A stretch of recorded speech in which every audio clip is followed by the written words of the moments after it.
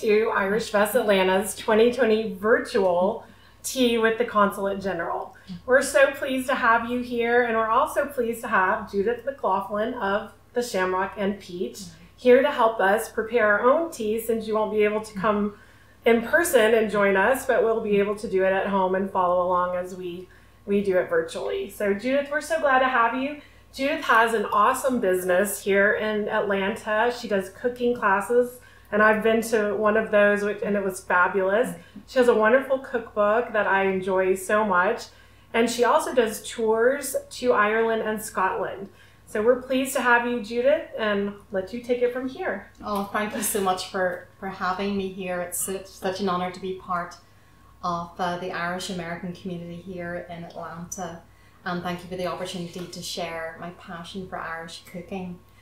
So we're going to be featuring a wonderful Irish meal. We have already been cooking a great Irish meal, and now we're going to have an Irish tea time, just like we would in Ireland.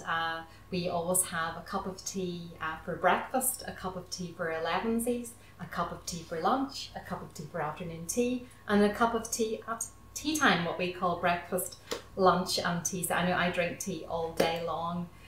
So I'm just going to basically walk through how to make a good cup of Irish tea. So we have the electric kettle. I'm just going to pop that on the boil to make sure that's really plumping really hot. We have our teapot, and we have our great Irish tea. We actually drink more tea per capita than any other country in the world in Ireland. We absolutely are crazy about our tea. Our tea is different from, Irish tea is different from English breakfast. It has more of a malty taste to it. It's a blend of Keenan tea which is African tea, that's blended with Assam tea from the northeast India area. So it has a great flavour, and it's the type of tea that I always crave. So our kettle is boiled. It has to be at that roaring boil, which is really important for Irish tea. So I'm just going to pop a little bit of boiling water in there to warm up the teapot. The reason why we do that is we want to get a really great fusion going on whenever the boiling water hits the tea bags, that all that great flavour comes out from the tea. So I'll pour the boiling water over the tea. And if you're Irish, you are very particular about the way that you like your cup of tea. And in Ireland, it's the bedrock of hospitality to have someone for a cup of tea, and whether it's a stranger or a friend or a VIP, everybody gets offered a cup of tea. So that just takes about 3 minutes for that to infuse together. And then I'm gonna just slice a little bit of the brown bread that we made earlier. So I'm just going to get a nice little slice here. And we got some lovely whole wheat flour. That was Irish flour, and it's made just the most beautiful brown bread. So I'm going to, we're going to serve this. Brown bread is great with smoked salmon and lemon. It's wonderful. You can create it in an hors d'oeuvre, but we're going to have it buttered because it's just fresh out of the oven, and it is just absolutely beautiful, just with butter and a little bit of strawberry preserves. So I'm going to spring a little bit of strawberry preserves. And then Lee and Olivia and I are going to sit down and have a little cup of tea together and some bread. Well, and another thing that happens in Ireland when you have a special visitor, or even just obviously a friend, but if you have a special visitor in town, you might have a tea for them and maybe feature some local artists doing some tunes or singing songs, or maybe some reciting some poetry. So today we have a special new Consul General in Atlanta from Ireland. Her name is Ciara O'Flynn, and we'll be welcoming her and enjoying her and celebrating her arrival here in Atlanta. Another way we're going to do that is also with our scholarship winners from IrishFest. We like to invest in younger generation coming up with Irish culture and help them along. And so we'll have our scholarship winners from IrishFest that will be performing for you. And also our St. Patrick's Day essay contest winner is going to recite a poem for you. Once again, we're so glad you've joined us for our tea with the Irish Consul General. And in honor of our special guest, Ciara O'Flynn, I've asked my daughter, Olivia Bradley, to sing the Irish National Anthem. Olivia is one of our scholarship winners this year for IrishFest, and we're pleased to have you. Hello, everyone. First of all, I would like to thank IrishFest Atlanta so much for donating to this scholarship. And I feel so honored to have received this scholarship and to be able to invest in and better my skills as an Irish musician with it. And one of the things that I did with the scholarship was I did a private voice workshop with Ashley Davis from Cronulla, and I also purchased a harmonium. Now I would like to introduce our Irish Consul General, Ciara O'Flynn. Sheena fina fall, atov wia legerin, windor sua, artinda ronikuin, fui moich veser, shanti roshin shir fasta, niog fur fuintira no fuintrol, anok daheim savar navwil, legyen orgwil con bosh no sail, legani screach, fui lavag na piler, shall live coni aronovin.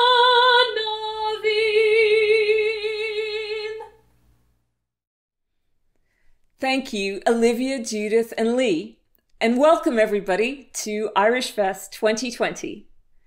It's my absolute honor to introduce to you today the new Irish Consul General of the Southeastern United States, Ciara O'Flynn. Ciara is a career diplomat with vast experience throughout the European Union. She has worked for years at the Department of Foreign Affairs, both in Dublin and in Brussels, and before that at the European Parliament in Brussels. She's recently arrived in Atlanta with her family, and we are delighted to have her here today. We've prepared questions from the community that Ciara will address today. Questions from Enterprise Ireland, the Atlanta Mayor's Office Department of International Affairs, Irish Network Atlanta, IrishFest Atlanta, and our good friends at Global Atlanta. So Ciara, I will now hand it over to you. Welcome, and thank you again for joining us today. Hi everyone. Thank you Siobhan, Lee and Judith, and thank you to Olivia for that beautiful rendition of the Irish National Anthem. I would like to welcome you to the Consulate General of Ireland in Atlanta for our Irish Tea as part of IrishFest Atlanta 2020. Fáilte romh go dtí Ord Consulacht na hÉireann.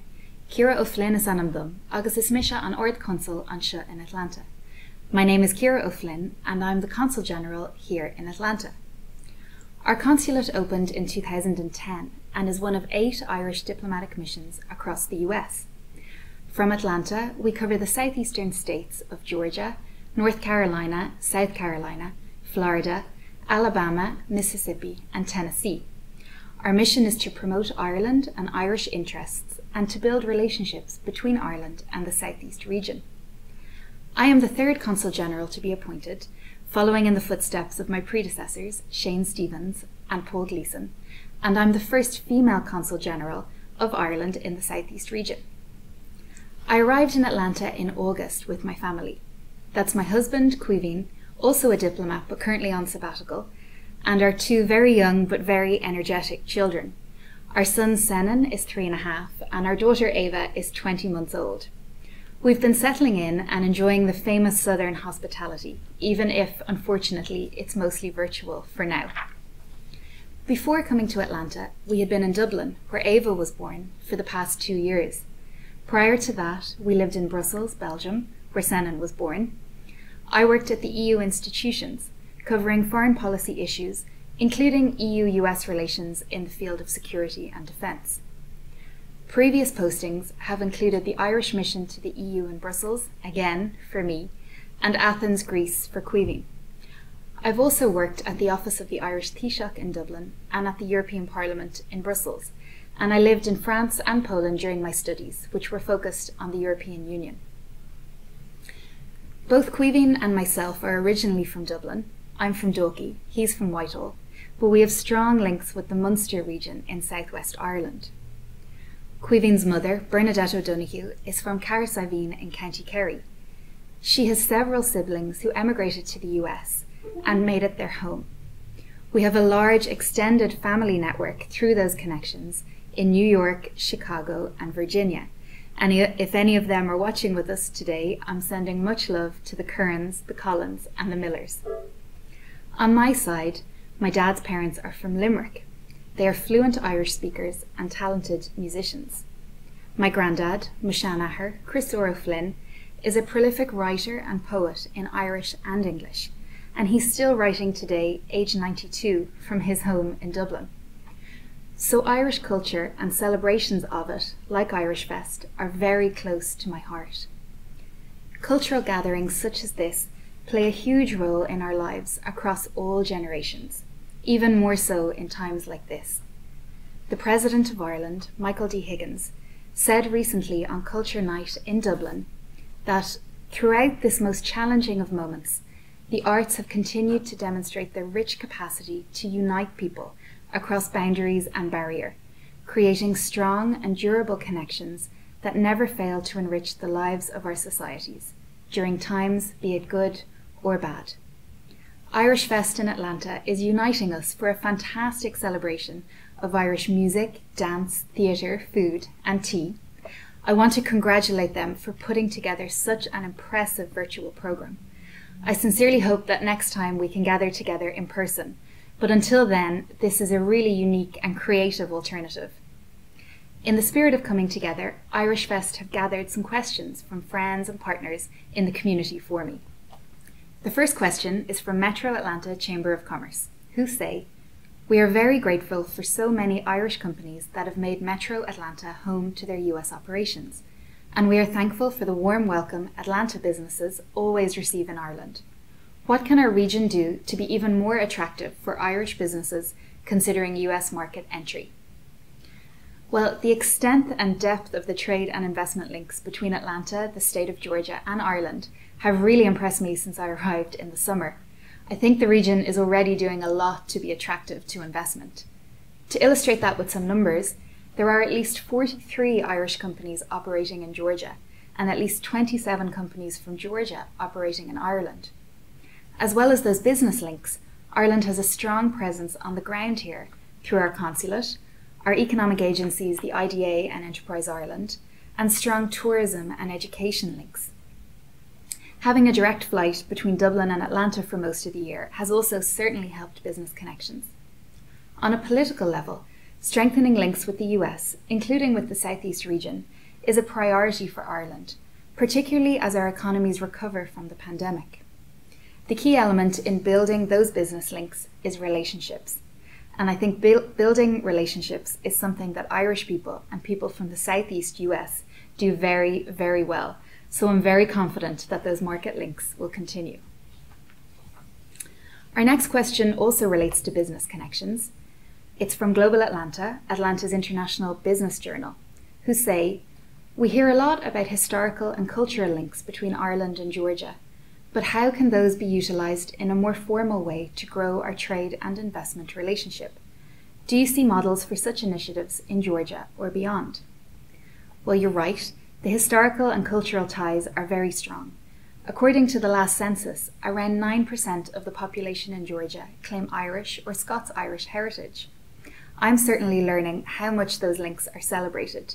For example, through traditions such as IrishFest and the St. Patrick's Day celebrations throughout the state, but also through the large number of organisations that celebrate links with Ireland in the economic and cultural spaces. In terms of growing the trade and investment relationships, I see several great models in place at the moment. One example is in Savannah, where the links that Georgia Southern University, through its Irish Studies Centre, have developed with Wexford in the southeast of Ireland, encompass a strong economic dimension. That strategy of pursuing higher education and economic development together has been very successful and has created huge potential to benefit the economies in Georgia and Ireland alike. Large Irish companies like the Kerry Group and CRH have also made big investments in communities here in Georgia, and Atlanta-based companies like Coca-Cola and UPS have hugely invested in Ireland over the years. A lot of exciting trade and investment is currently taking place in the fintech, cybersecurity, and medical technology fields, with many firms active on both sides of the Atlantic. I think there's a huge amount of potential to grow those links further in the coming years. Next up is a question on Brexit from Enterprise Ireland, who ask, how has COVID impacted Ireland's plans and position vis-à-vis Brexit, if at all? Well, the COVID-19 pandemic has certainly changed the economic context in which Brexit is taking place, and Ireland is certainly one of the EU member states most impacted by Brexit. We've been working closely with the EU, and our government is putting in place a range of supports to assist all key sectors. A Brexit readiness plan is in place, and this includes a Brexit fund to help SMEs who export to the UK and further afield. Supporting supply chains and trade flows is a key priority for the Irish government. On the Brexit negotiations on the future EU-UK relationship have been ongoing between the EU and the UK over the past months to try to agree a broad and comprehensive partnership agreement. Regardless of the outcome of the negotiations, the current transition period will end at the end of this year, and the UK will leave the EU Customs Union and Single Market on the 1st of January 2021. Ireland supports the closest possible relationship between the EU and the UK. Ireland's strong position is that a no-deal scenario would benefit no one.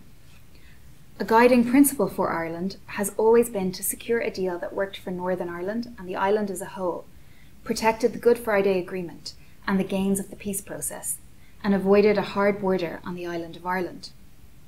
The US has been an essential partner in the peace process in Ireland throughout the last decades and continuing today. That support and relationship will be key in reshaping trade relationships after Brexit.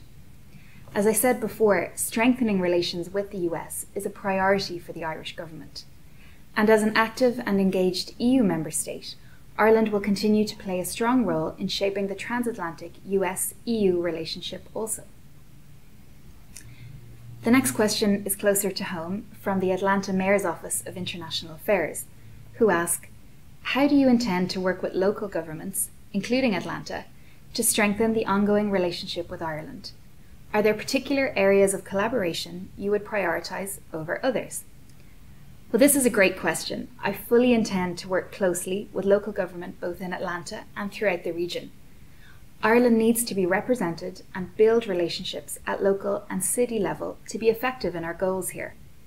In Atlanta, we have excellent links at city level, and I'm very grateful for the support of the Mayor's Office here.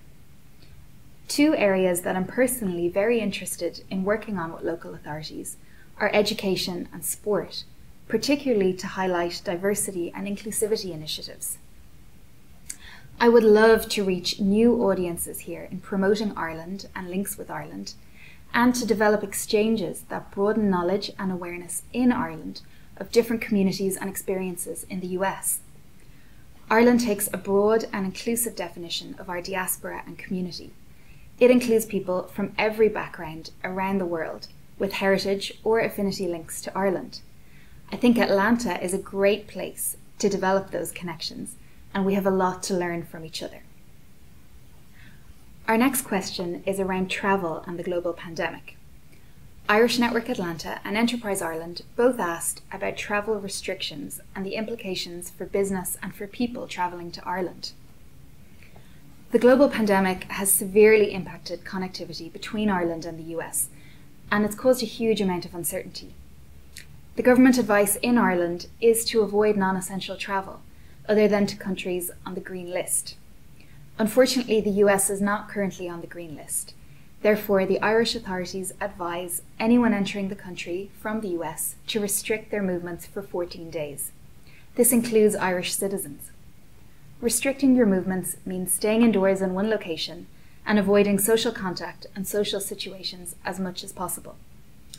People arriving in Ireland are also obliged to complete a mandatory COVID-19 passenger locator form before they arrive. Obviously, the situation is changing all the time and it'll be monitored and updated as necessary over the coming months. On a personal level, I fully understand how difficult it is not being able to see family and friends. Moving my own family from Dublin to Atlanta this summer has been a major upheaval, and I have to say I'm really glad to have found such a great community of friends here in Atlanta to support us. Our next question brings us back to the cultural sphere.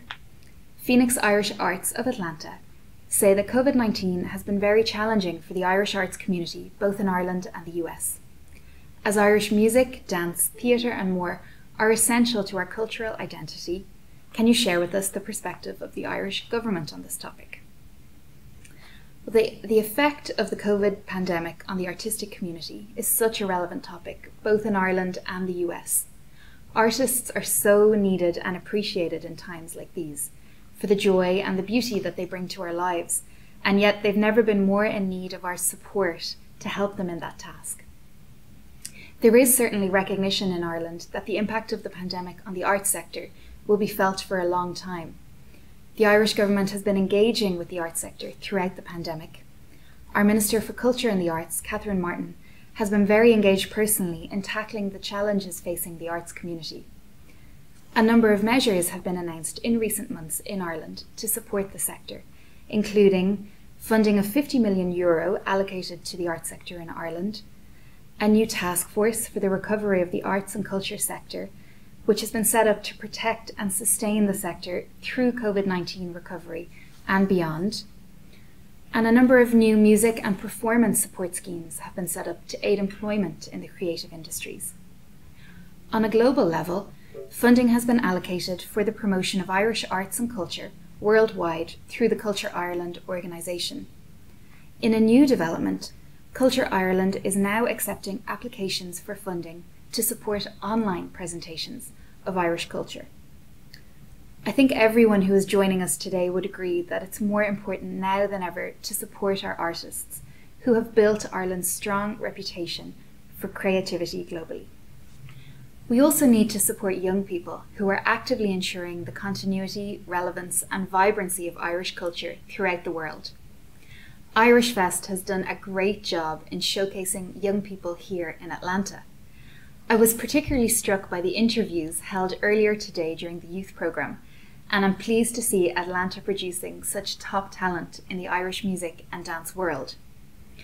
Now I'm really honoured to recognise another group of young Atlantans. The Irish Traditions Scholarship recipients and the St. Patrick's Day Essay Contest winner are typically recognised at the St. Patrick's Day Parade Honorary Dignitaries Breakfast, which unfortunately was cancelled this year due to COVID. So today, I would like to congratulate the Irish Traditions Scholarship recipients, Olivia, Emer, Sophia and Mackenzie, on their music scholarships, and the St. Patrick's Day Essay Contest winner, Dante Christian, for his outstanding and breathtaking poem. You are all so talented, and I know that you and your families must be so proud of your achievements. I, for one, am extremely impressed.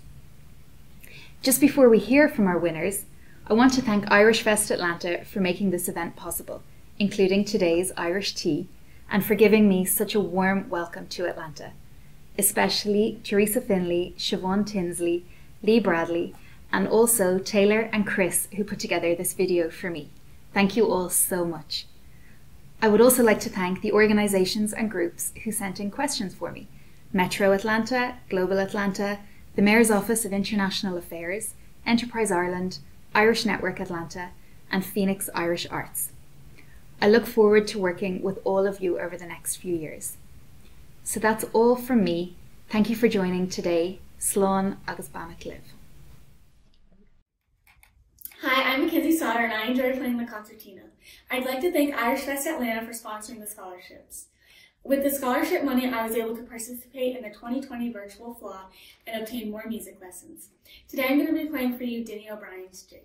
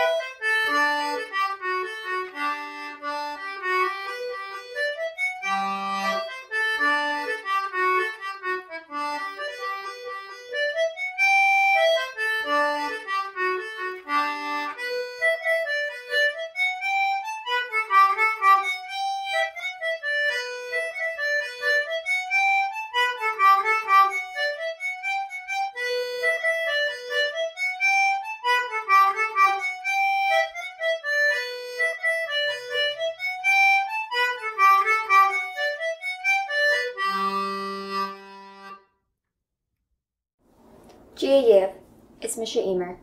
I am delighted to be a recipient of this year's Irish Traditions Atlanta Scholarship. I will now play a tune called To Anquilla Fogard and Lai.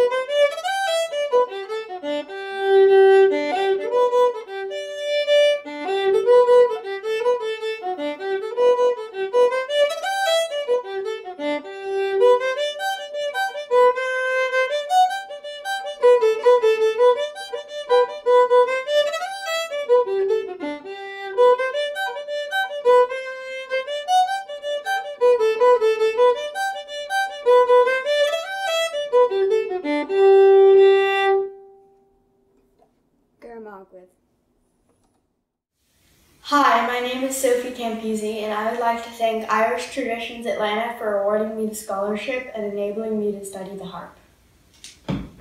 I'm now going to play for you Down to the Sally Gardens.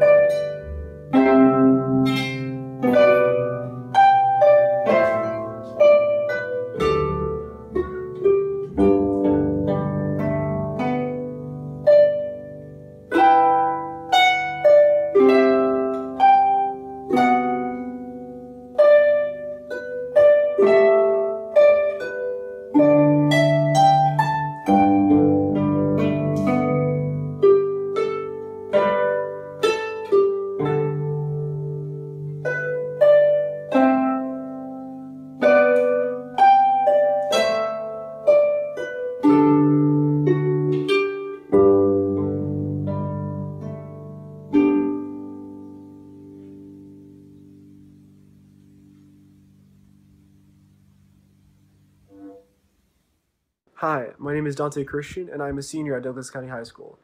My submission to the Atlanta St. Patrick's Day essay contest is the intertwining of Black culture and Irish culture, revealing that these people have more in common than most think. This fictitious poem explores religion and politics through depicting the influences that Maewyn Sickett, or better known as St. Patrick, had on the entire world, from the perspectives of 3 related Black men over 3 centuries. Further, their ideas are in the form of letters that transcend time, similar to the immortality of St. Patrick's work.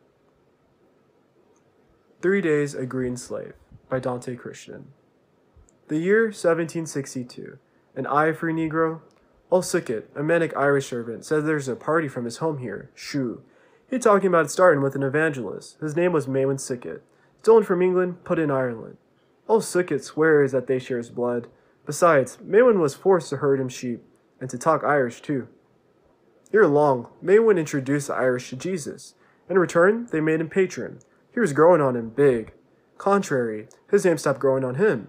Forget Maewyn. Like a baptism, he was new. He was Pat.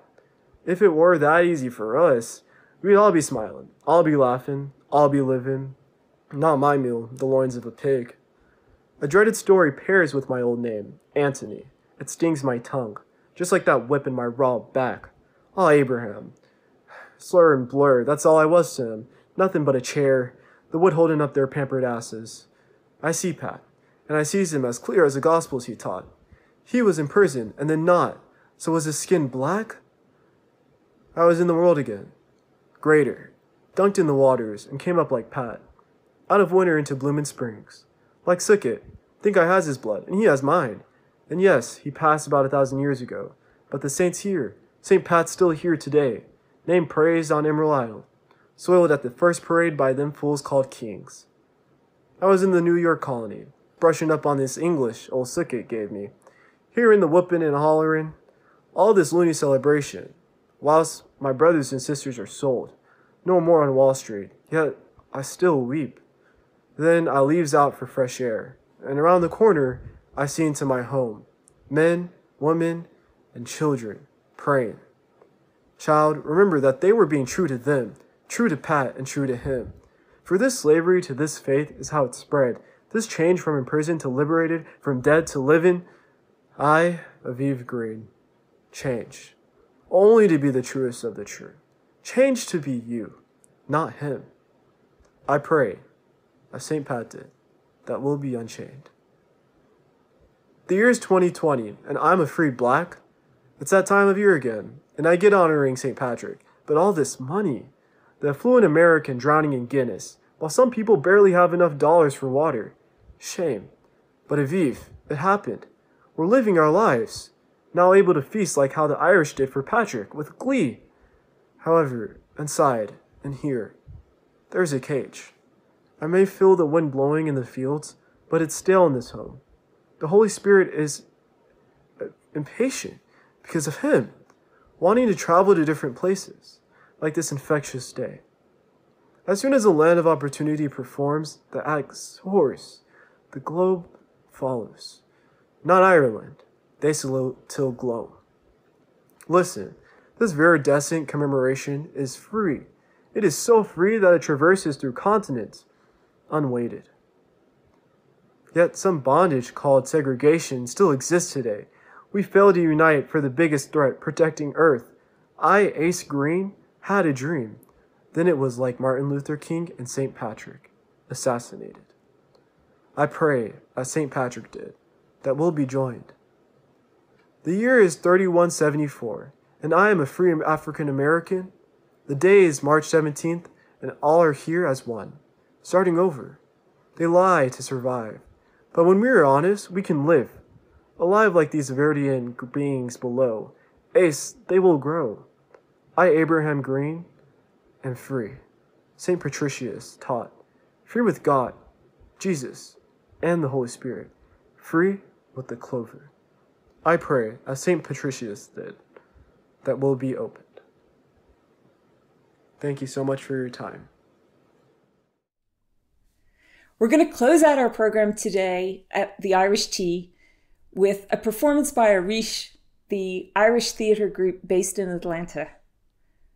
We really look forward to that. And thank you to all of our participants at this Irish Tea event. Our VIP, Ciara O'Flynn, Judith McLaughlin, Olivia Bradley, Lee Bradley, the scholarship winners, and our writing contest winner, Dante Christian. Don't forget to participate in the auction, which is live at irishfestatlanta.org. Lots of great prizes still available. And this program will be aired on our website at irishfestatlanta.org through the end of November. I hope you've enjoyed it, and thank you for joining us today.